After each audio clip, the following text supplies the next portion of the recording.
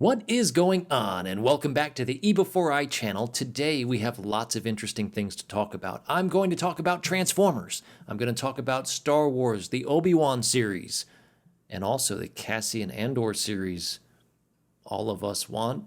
Also Doctor Who, Star Trek Picard, and WWE on this quick update. So let's get started. Transformers, what is new for pre-order since the last time we talked?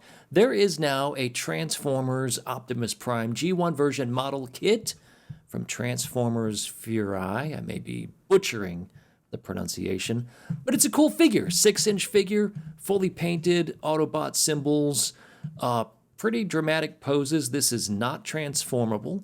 This says there are 40 movable joints, approximately 6 inches tall, so roughly the size of like a Star Wars Black Series figure. So you get the idea. This is retailing for $40, and this is available to add to your cart now. So there you go. On to Star Wars. You've heard the news, right? Disney Plus was going to have an Obi-Wan TV series starring Ewan McGregor. That is fantastic news. The bad thing is, it's been delayed, and depending on who you talk to, indefinitely. What does that mean? So this is from Collider. I want to say that the people that broke this news were Geeks and Gamers YouTube channel and Geeky Candy. Thank you all so much for keeping it real, and for all the doubters out there that doubted your story, they're all eating it now. So anyway, let's move forward. This article from Collider says, Obi-Wan Disney Plus series on hold as crew is sent home. A couple of big things. Quote, we're hearing that Lucasfilm president and Obi-Wan producer Kathleen Kennedy was not happy with the scripts. Sources tell us that what will most likely happen next is the scripts will be reworked with the hopeful goal of reassembling this summer, but there's always the possibility that this time frame could shift. Ewan McGregor spoke somewhere in public recently and said, no BS, everything's fine, it just got delayed a couple of months from when you're going to be able to see it live. The problem is, a couple of months. He can say that all he wants. Filming was going to be this summer. It is now going to be in January of 2021. This thing isn't seeing the light of day until at least summer, fall, maybe into the winter season of 2021. Big problems at Lucasfilm, but what else is new? Kathleen Kennedy, if she truly did have something to do with this, is it because of the performance of The Rise of Skywalker? Yes, it made $1 billion. No, the profit wasn't $1 billion, nowhere near that. And the Star Wars franchise as a whole is, I don't know how else to say it, it's been devalued. The Rise of Skywalker should have made so much more money than it has, and really, effectively, Star Wars, the franchise, is turning into a television property. That is not what Disney intended. So we'll see how this works out. I'm also hearing news stories that George Lucas, this is a rumor, is interested in taking full control back over Star Wars, the franchise, and he's only agreed to do so if indeed he does get full control. We'll see if Disney bites on this. But if that happens, it'll be interesting to see where these television projects go and where will the next movie franchise go.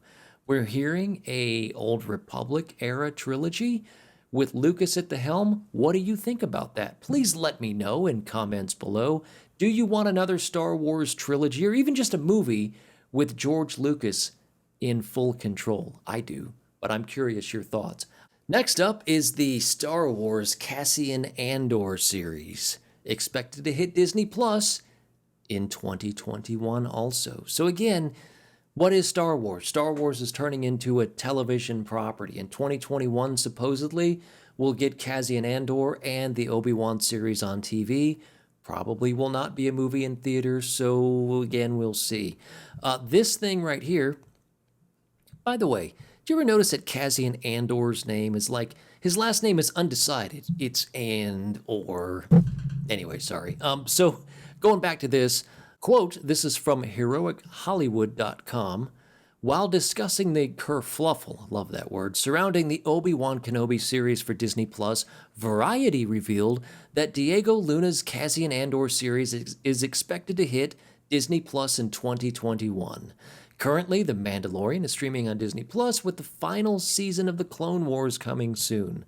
What's interesting to note here is K2SO will be back with Alan from Firefly, still voicing the character, which is great.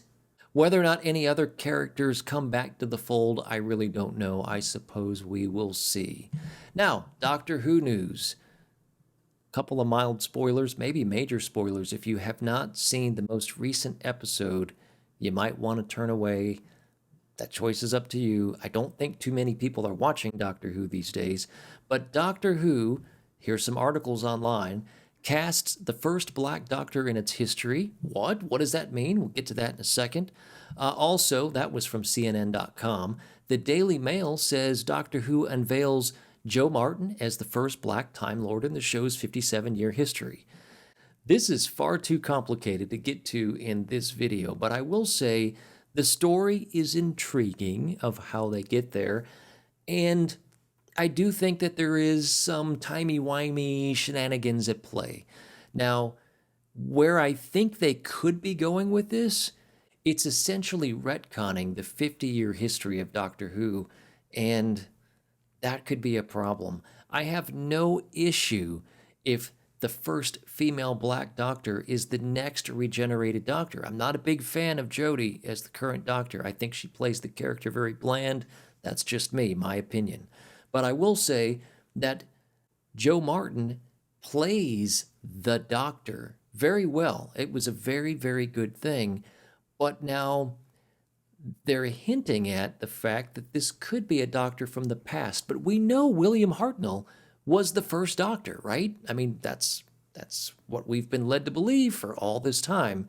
So are they going to go back and say, well, actually, he forgot that he started out as a woman? Or are they going to have an entire regeneration, a whole arc that the Doctor did not remember, that were all female? That's what I'm hearing, and that's a little bit in-your-face identity politic, pushing, we can't do anything with men, women, women, women. I'm okay to tell a story that makes sense in the context of the story. I'm usually not okay with retconning history, which is why I had major problems with The Last Jedi and The Rise of Skywalker. But we'll get to that in another video.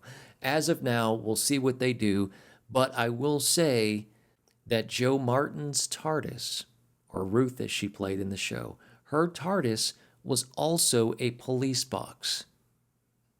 That can't be possible because the police box wasn't the way the TARDIS looked originally, and surely showrunner Chris Chibnall knows this. So we'll see what they do. I'm intrigued. Let's see what happens. Moving on, Star Trek Picard. I have not watched it yet. I hope to maybe catch the first episode tonight or tomorrow. Right now, Rotten Tomatoes, shady little people, but right now, Rotten Tomatoes has the tomato meter rating at 95%. That is the critic rating. The audience score is holding at 82%. And I've heard good things from people that I know personally that have seen it. It does effectively sort of destroys Gene Roddenberry's vision of the utopian society of our future. But again, if told in the proper context and story, I might be okay with that. So let's see where that goes.